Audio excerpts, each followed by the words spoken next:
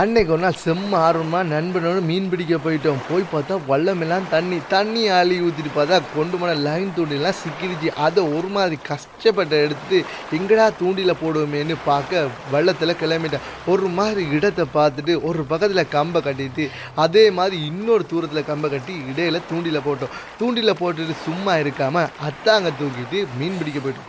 நமக்கு டவுட் ஒண்ணு, அத்தாங்கல எப்புட்றா மீன் பிடி வேணுமேன்னு. ஆனா நம்மளோட வந்த எல்லாருமே செம்ம டேலண்டடானாங்க. அத்தாங்களே 2-3 கிலோ மீன் பிடித்தாங்க. அதில் முறல், அந்த மீன் இந்த மீன் நமக்கு தெரியாத விண்மீன் எல்லாம் பிடிச்சிட்டு வந்துட்டாங்க போல இருக்கு. அப்படியே தூண்டில என்னடா மீன் மாட்டிருக்குன்னு போய் பார்த்தா பாம்பு மாதிரி ஏதோ இருந்துச்சு. நான் கூட பயந்துட்டேன். அப்படியே எல்லா மீனையும் எடுத்து போட்டு போய் பார்த்தா அது பாம்பிலங்க ஆஞ்சல மீனா. கையை வச்சிடாது கடிக்கும்னு சொன்னேன். நான் தப்பித்தவர் கூட அந்த பக்கம் கை வைக்கல. உண்மையா அதே மாதிரி உள்ளே இருந்த மீனை அந்த மீன் கடிச்சு கொண்டுருந்துச்சு. அதுதாங்க விலாங்கு மீன். அந்த ஆஞ்சல மீன் கடிச்சு கொண்டுருந்துச்சு. அதை அப்படியே எடுத்து போட்டு